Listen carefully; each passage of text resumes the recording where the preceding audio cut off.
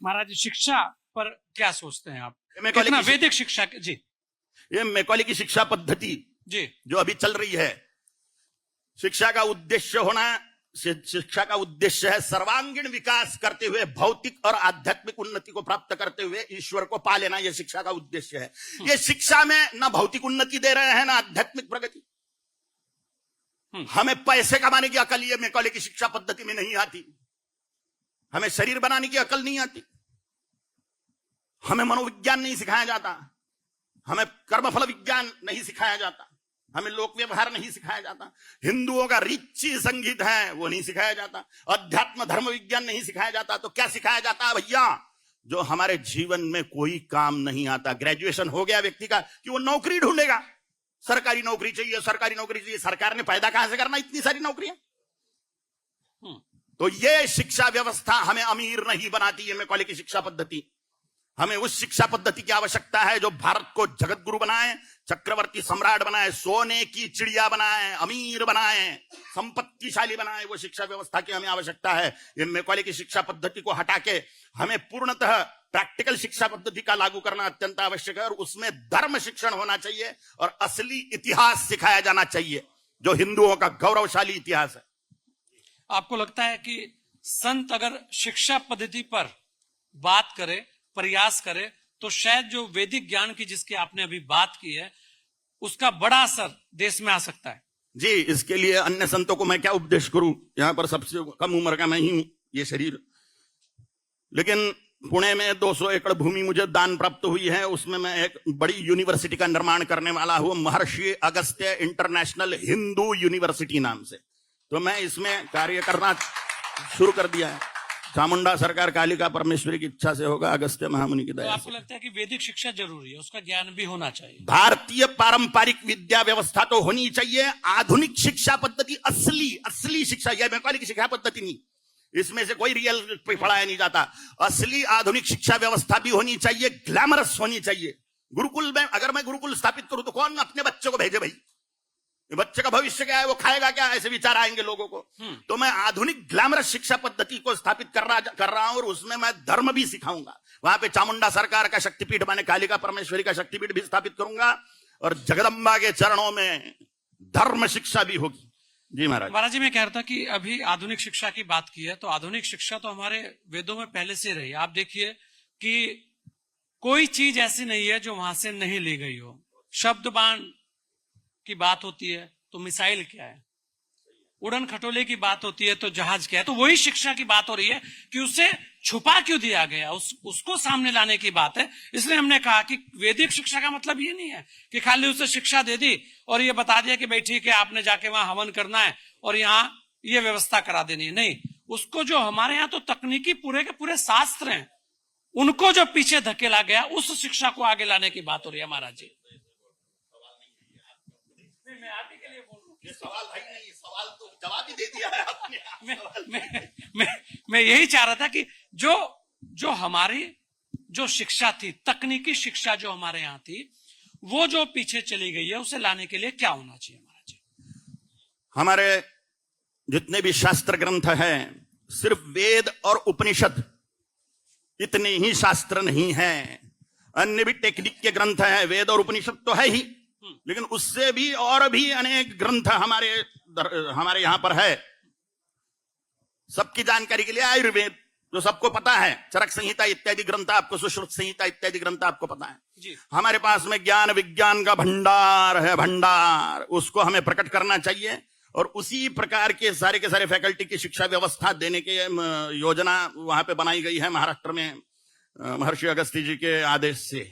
उसके लिए हम काम कर रहे हैं। प्रैक्टिकल बात हो गई, लेकिन आगे आने वाले समय में आप देखोगे कि भारत में जितने भी उच्च विद्या विभूषित लोग देखेंगे या सामान्य विद्यावान भी देखेंगे, जो 10 साल भी पढ़ लिया है पहली से लेकर 10वीं कक्षा तक के, वो भी विशेष विद्यावान होगा, जिसके लिए भौतिक ऐश्वर्य प्राप्त करना तो बहुत सहज ही होगा, लेकिन वो भारत को जगत गुरु चक्रवर्ती सम्राट और सोने की चिड़िया बनाने में बहुत महत्वपूर्ण योगदान करेगा। जैसे पूर्व समय का वर्णन है कि भारत का बच्चा बच्चा भारत की उन्नति के लिए कारण होता था, उसी प्रकार से समाज व्यवस्था बनाने की योजना कर रहे हैं महाराज जी। चलिए, बिल्कुल, और योजनाएं होनी चाहिए। अनिकेत जी भी हमारे साथ हैं। अनिकेत जी, बहुत सारे विषय आपके भी सामने आए। मैं आपसे एक वो विषय ले रहा हूं जो लगभग सभी लोग बोले, क्योंकि महाराष्ट्र की बात हो रही थी, यहाँ पंजाब की बात हुई, उत्तर प्रदेश की बात हुई। धर्मांतरण को लेकर आप क्या सोचते हैं कि इस धर्मांतरण पर अंकुश लगाने के लिए संतों को आगे आना पड़ेगा, धर्म को आगे लाना पड़ेगा, और इस चीज के लिए राष्ट्र भी प्रथम आए, राष्ट्रवाद को भी जगाना पड़ेगा? सदाशिव समारंभाम शंकराचार्य मध्यमाम अस्मद आचार्य पर्यंताम वंदे गुरु परंपराम। यहाँ पर उपस्थित शैव वैष्णव शाक्त गाणपत्य सूर्य आदि पंचायतन सिद्ध पद्धति के सभी उपासक महानुभाव, गुरु जगत गुरु आचार्य धर्म मार्तंड मठाधीश पीठाधीश संत महंत आदि सभी आचार्यों को मेरा दंडवत, और सभी संत समाज की ओर से नेटवर्क 10 इस दिव्य जो न्यूज चैनल है, इसके संस्थापक अध्यक्ष आदरणीय धर्माभिमानी श्रीमान संजय जी गिरी सर, आपको बहुत बहुत शुभकामनाएं। आपने जो प्रश्न पूछा है कि धर्मांतरण के लिए क्या किया जाए और यह सबसे बड़ी समस्या है, बिल्कुल महाराष्ट्र सरकार ने धर्मांतरण बंदी कायदा लागू किया है। वह कायदा पूरे देश में जल्द से जल्द लागू हो, ऐसा मैं इस मंच से सरकार को आह्वान करता हूं और निवेदन करता हूं। उसके साथ साथ धर्मांतरण बंदी और जो अन्य जिहाद चल रहे हैं, हम सब अनुभव कर रहे हैं, उसका मूल कारण है कि इस भूतला पर, इस धरती पर अपना वर्चस्व स्थापित करें, और ये वर्चस्व स्थापित करने का जो शुभ कर्म है, वह शुभ कर्म ना करके अशुभ, असुरी और राक्षसी प्रवृत्ति को अपनाकर वर्चस्व स्थापित करने की जो सदियों से, हजारों साल से जो इतिहास हमें बता रहा है और हम देख रहे हैं, मुगल शाही, आदिल शाही, निजाम शाही, औरंगजेब, बाबर, खिलजी, ये सब आक्रांता के रूप में इस धरती पर आए, और इन्होंने जो धर्मांतरण का जो कार्य किया, युग पुरुष लोकप्रिय प्रधानमंत्री भारतवर्ष के श्रीमान नरेंद्र भाई मोदी जी, इनके नेतृत्व में जब भारत की सरकार दिशा निर्देश दे रही थी पूरे विश्व को, उसमें हम यह सब अनुभव कर रहे हैं कि वास्तव में हम क्या है।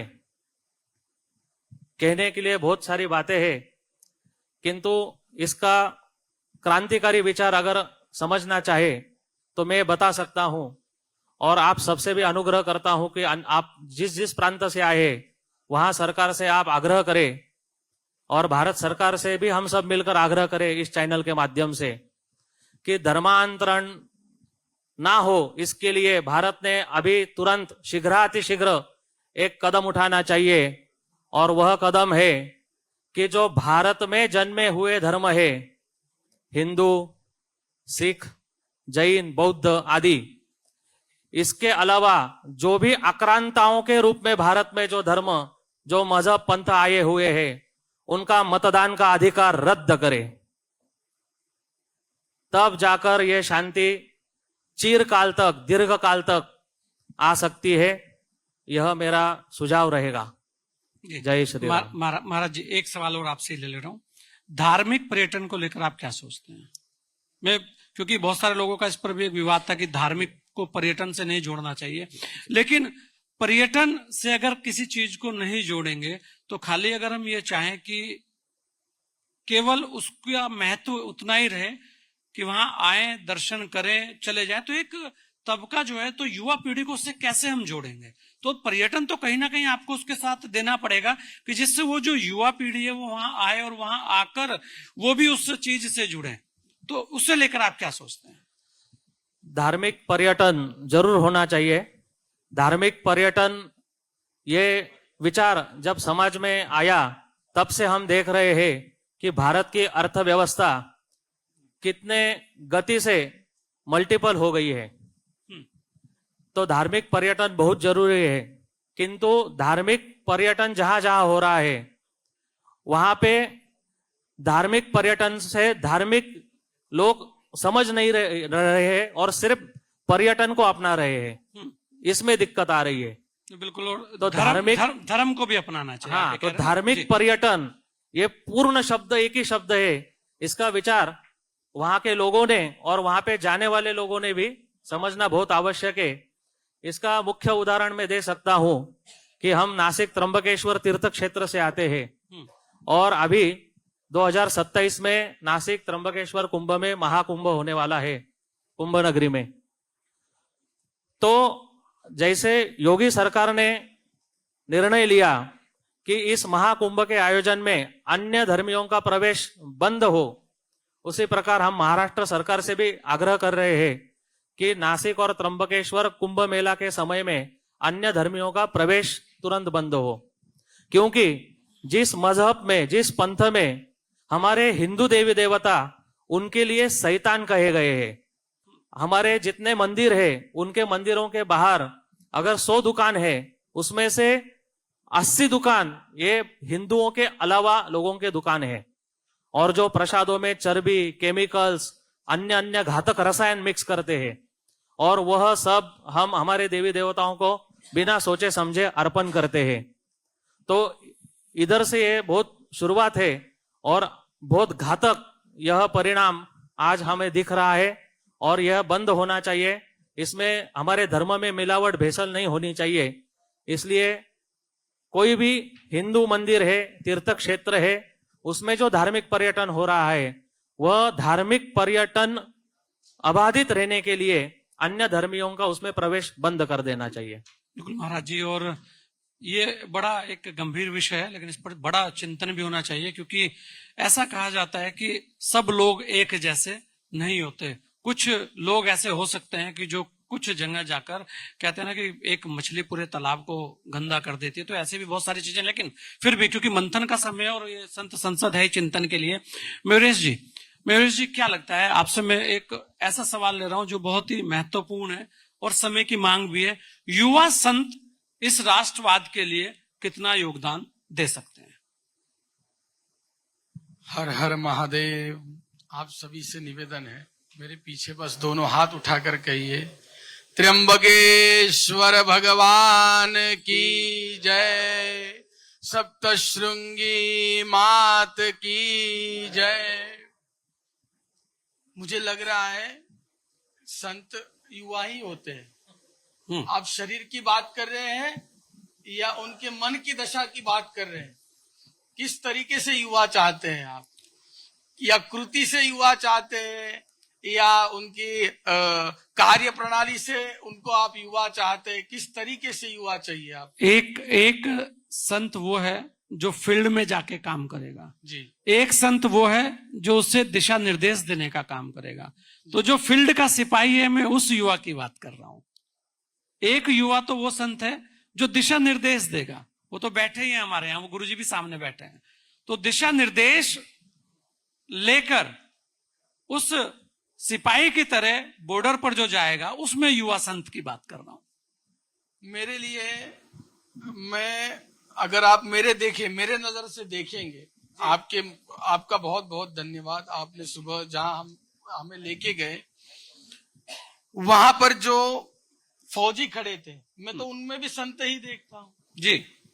वो दूसरे के लिए शत्रु हो सकते, मेरे लिए वो मेरे संत है, वो मेरा रक्षण कर रहे हैं। तो वो युवा ही है, तो वो संत नहीं कहलाएंगे? यहाँ हम लोग जो बैठे हैं, यहाँ वो कालीचरण महाराज जी बैठे हैं, ये तो युवाओं के शिरोमणि है, तो ये तो संत है ही। तो उनमें और इनमें फर्क क्या है? यही बस मार्मिकता समझनी है। तो हम जैसे युवा संत हैं, इनका काम है आने वाली पीढ़ी या ये जो चल रही पीढ़ी है, जो युवा पीढ़ी है, इनको केवल मात्र सर्वप्रथम राष्ट्र के प्रति जागरूक करना। बाकी दूसरा मुझे लगता है वो धर्म सीख लेते हैं अपना अपना। जब किसी के ऊपर आपत्ति आती है, जब कोई अपने दुख में चला जाता है, तो वो भगवान के पास चला जाएगा, गुरु के पास चला जाएगा। पुराणों में भी वचन है कि एक समय के पश्चात आपको गुरु की उपलब्धि होती है। ये सब चीजें हमारे इसमें लिखी है। जितने भी बड़े बड़े संत हैं, मैं क्षमा चाहता हूं, आप लोगों का हमें आशीर्वाद चाहिए, आप लोगों की हमें बुद्धि चाहिए, आप लोगों का हमें अनुभव चाहिए, जो आपने अपने जीवन में काल में, पुराने काल में, कांग्रेस के काल में जो अनुभव किया, जो आप लोग प्रकट नहीं कर पाए, चाहे जितनी इच्छा हो, उसको हम प्रकट करना चाहते हैं। शस्त्र अस्त्र, जिस जिस परिस्थिति में जो जो आवश्यक पड़े, उस माध्यम से हम समाज को प्रकट करना चाहते हैं, अपनी भावनाओं को। सनातन धर्म ने बहुत सह लिया है, उसकी कोई सीमा नहीं है कि हमने इतना सहा है। प्रभु श्री राम ने 500 साल वनवास सहा है, 14 साल नहीं, 500 साल मैंने देखा है कि उन्होंने वनवास सहा है। अभी काशी विश्वनाथ महादेव तो वनवास में ही है, पता नहीं अब हमारी सरकार उनको कब वनवास से मुक्त करेगी। इन सब विषयों के ऊपर हम चर्चा करना चाहते हैं कि कब वो खाली करेंगे। महाराज जी, धार्मिक पर्यटन कितना जरूरी है, और जो संवर्धन की बात हो रही है, जो बात हो रही है कि हमारे मठ मंदिरों को मजबूत करा जाए, कितने आपको इसमें सहमत है, और आपको क्या लगता है कि इस पर कितना काम होना चाहिए? जरूर इसी के ऊपर ज्यादा काम होना चाहिए। बिना धार्मिक पर्यटन के समाज में हमारे इतिहास के बारे में ना बच्चों को पता चलेगा, ना समाज को पता चलेगा। जब तक लोग तीर्थ यात्रा नहीं करते, तीर्थाटन नहीं करते, तब तक उनको उस क्षेत्र का, उस प्रदेश की महती की प्राप्ति नहीं होती, तब तक उन्हें वो इतिहास नहीं पता चलता। केवल सोशल मीडिया के माध्यम से, कुछ ग्रंथों के माध्यम से अनुभव नहीं किया जा सकता। उससे नॉलेज में हमारे भर आती है, लेकिन अनुभवों में अगर भर लानी है तो हमें उस क्षेत्र में जाना है, उस क्षेत्र के नियम आचरणों को समझना है। उसके पश्चात जब हम वहां जाते हैं तो अवश्य ही धार्मिक पर्यटन, जिसे हम कहते कि पर्यटन यानी एक व्यवस्था, यानी वहां पे होने वाले व्यवहार जिसके माध्यम से समाज को फायदा हो, वो हर किसी को होता है। जिस क्षण अगर कोई सोचे कि मुझे तीर्थ यात्रा करनी है, उसने घर के बाहर कदम रख दिया, उसी समय आर्थिक चक्र घूमना शुरू होता है, जब तक वो वापस घर ना आए। ये मेरी सोच है कि अगर हम लोग इसके ऊपर और विचार करें, जितने मंदिर मठ आक्रांताओं ने तोड़े हैं, उन सबको वापस लिया जाए, वहां पर सब जगह तीर्थ यात्रा के स्थल बनाए जाए। सब भारतीयों को, सनातनियों को, जितने भी विश्व में सनातनी है, उनको प्रचार कर उस क्षेत्र में जाने के लिए प्रेरित किया जाए। जो ये आपका पर्यटन शब्द हटकर धार्मिक तीर्थ यात्रा फिर स्थापित हो जाएगी। बिल्कुल, और होने भी चाहिए। बहुत ये सब विचार हैं जो सब लोगों के सामने आ रहे हैं। नारायण गिरि जी भी है, नारायण गिरि जी सब लोगों को आपने सुना, और क्योंकि बहुत बार कभी कभी मंच पर गर्मी हो जाती है, तो युवा हैं, वो कालीचरण महाराज जी बैठे हैं तो युवा है, तो युवा संतों की पीड़ा रहती है। वैसे तो सभी युवा हैं, लेकिन एक युवा वो है जो जरा सामने की तरफ आकर, कालीचरण जी जैसे युवा जो फील्ड में काम करते हैं, एक युवा वो है जो आप जैसे मंच पर बैठकर उन्हें आशीर्वाद देते हैं, तो त्रुटियों को क्षमा भी करते हैं। तो कभी कभी गर्मी आ जाती है। यहाँ 2-3 विषय थे। एक विषय के लिए मेरे पे बड़ा प्रेशर था कि यार आप संत संसद करते हैं, लेकिन एक विषय हर बार आप छोड़ देते हैं, और कि आज गाय की बात मैं कर रहा हूं। वो विषय के लिए सब लोगों ने कहा कि उस पर भी बात हो, कि गाय पर आप बात करें।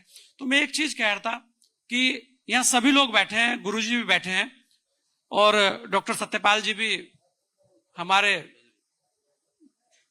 सामने हैं अभी। महाराज जी, क्या किसी ने थोपा था कि भारत माता को भारत माता बोला जाए? ये किसी ने थोपा था? कोई कानून बना था किसी की? गुरुजी, क्या कोई ऐसा कानून बना था कभी? ऐसा तो कभी नहीं बना। तो भारत माता को हम भारत माता कह रहे हैं, तो किस लिए कह रहे हैं? वो शायद दिल से एक आवाज रही है। कालीचरण जी सहमत है इस बात से? किसी ने थोपा तो नहीं? भारत माता को तो भारत माता हम ही कह रहे हैं ना, परंपरा है हमारे यहाँ। भारत को पिता भी बोला जा सकता था क्योंकि मातृ शक्ति सबसे बड़ी है, इसलिए शायद भारत माता बोला गया। तो महाराज जी, गाय की बात हो रही थी और ये कहा जाता है कि भाई आप ये प्रस्ताव नहीं लाते हो कि गाय माता को एक दर्जा दिया जाए, गाय माता को गाय माता बोलने की बात की जाए। बहुत सारे लोग गाय माता को गाय माता नहीं कहते। यहाँ तो बहुत सारे लोग ऐसे भी हैं जो भारत माता को भारत माता नहीं कहते। मेरे लिए गाय माता है, आपके लिए गाय माता है। कोई ये कहे कि गाय पिता है या कोई दूसरी चीज आकर कल को वो माता बना दे, तो ऐसा तो संभव नहीं है।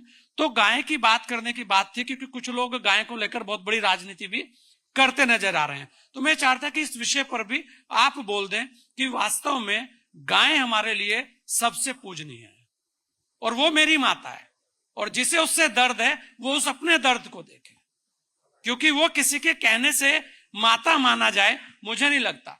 मेरे लिए वो माता है, जैसे मेरी भारत माता है ऐसे मेरे लिए वो गाय भी एक माता है। महाराज जी। अर्चनीय वंदनीय संत चरण, ये जो आयोजन है अपना नेटवर्क 10 संजय गिरी जी और उनके पूरी सहयोगी टीम, पंचम संत संसद, एक बार सभी संत मिलकर बोलेंगे मेरे साथ, मंच पर आप लोग भी बोलेंगे कि जन्म जन्म का नाता है। बोलिए सब लोग, जन्म जन्म गौ हमारी माता है, जन्म जन्म का गौ हमारी माता है। बोलिए भारत माता की जय, गौ माता की जय, वंदे मातरम, सत्य सनातन धर्म की जय। सभी संतों के चरणों में विशेष रूप से भारतवर्ष में, जैसे हमारे संजय गिरी जी ने और यहाँ बहुत विद्वानों ने अपने अपने विचार व्यक्त किए। देखिए कि गौ माता की बात आती है, भारतवर्ष में जितने भी वर्तमान में आप तीर्थ देखते हैं, जो भी तीर्थ स्थान है, जो प्राचीन तीर्थ स्थान, जितने भी हमारे प्राचीन तीर्थ स्थान है, वर्तमान में गौ माता ने खोज किया इसका। सबसे बड़ा उदाहरण हमारा दूधेश्वर नाथ मंदिर के गौ माता आती थी, वहां पर दूध उसको होता था, चाहे द्वारका जी हो और बहुत से ऐसे तीर्थ स्थान है जहां पर गौ माता ने आके दूध दिया, उसके बाद में वो तीर्थ स्थान प्रकट हुआ। और गौ में ऐसा शक्ति है जो गौ माता है, और वो भारत का जो है रीढ़ का हड्डी। अभी हमने हमारे लोकप्रिय प्रधानमंत्री जी बोलते हैं कि भाई हमको जो है, जो भारत में प्राचीन चीजों को उसको ज्यादा महत्व देना है। प्राचीन समय में जो है हमारा बैल था, गाय थी, तो उससे हम लोग खेती बाड़ी करते थे, बहुत अच्छा स्वास्थ्य भी सबका रहता था, बहुत अच्छी व्यवस्था भी होती थी। तो गौ के लिए जो है चिंता सब लोगों को होना चाहिए। परंतु क्या है कि बहुत चीजों को लेकर जब ऐसी बातें होती है और देश के अंदर में पूरा एक कानून बनाना कि भाई गौ को राष्ट्रमाता घोषित करना है, तो जब कोई अपना सरकार जब बनती है तो उनके ऊपर बहुत सारी चीजों को एक मजबूरियां हो जाती है, इंटरनेशनल उनके ऊपर बहुत सारा चीजों को प्रेशर हो जाता है। और वो जो है, जो राजनीतिक में जब बाहर थे, जो वो लोग कहते हैं कि हम आने के बाद में हम लोग कानून बनाएंगे और ये जो है निश्चित रूप से हम प्रस्ताव पास करेंगे। और जिन्होंने गौ आंदोलन के लिए बहुत काम भी किया और गौ आंदोलन चलाया, परंतु जब संसद में पहुंच जाते हैं या विधानसभा में पहुंच जाते हैं तो वो बातें बोलना छोड़ देते हैं और गौ की रक्षा करने की बात भी वो करते हैं कि भाई इस विषय को बाद में देखते हैं। तो ऐसा है कि जब जो जनता का साथ हो, लोगों का साथ हो, जैसे अभी हमारे विशेष रूप से संजय गिरी जी ने बहुत से विषयों को छुआ। अभी देखिए कि अभी हमारे परम पूजनीय परम आदरणीय हमारे गुरु जी बैठे हैं, राजेश्वरानंद जी जो है, जगत गुरु शंकराचार्य जी महाराज, और हमारे सभी जो है संत हमारे जो है सहयोगी है, गुरु भाई है, सब साथी है। क्यों हम लोग भाई तो बोल नहीं सकते कि भाई संघ में हम रहे नहीं, तो इसीलिए हर एक को भाई बोलना हमारे आदत में नहीं है।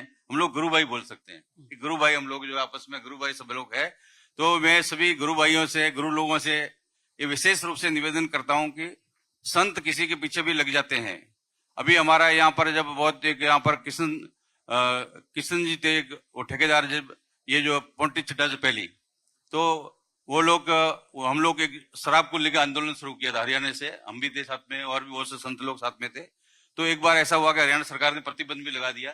तो संत जिसके भी साथ लग जाते हैं वो जो है निश्चित रूप से वो कार्य पूर्ण हो जाता है। संत जो है जब भी अभी जब मन में सोचा भाई महात्माओं ने शुरुआत में कि भारत में जो है एक हिंदूवादी सरकार आना चाहिए, ये सबने संकल्प लिया, तो वो सरकार आया है निश्चित रूप से। अभी आपने जैसे योगी जी की बात किया, हमारे मुख्यमंत्री जी उत्तर प्रदेश में बनने के बाद में अभी इतना बड़ा कुंभ मेला हुआ और उसमें 3,000 करोड़ के आसपास जो अर्थ प्राप्त हुआ, तो उन्होंने किसी भी कहीं पर भी दिया नहीं। पहले आती थी सरकार तो कहीं बहुत सारे चीजों में दे देती थी। तो उन्होंने क्या किया कि भाई ये धर्म से और सनातन धर्म से जो पैसा आया हुआ है तो इसको धर्म के कार्य में करना है।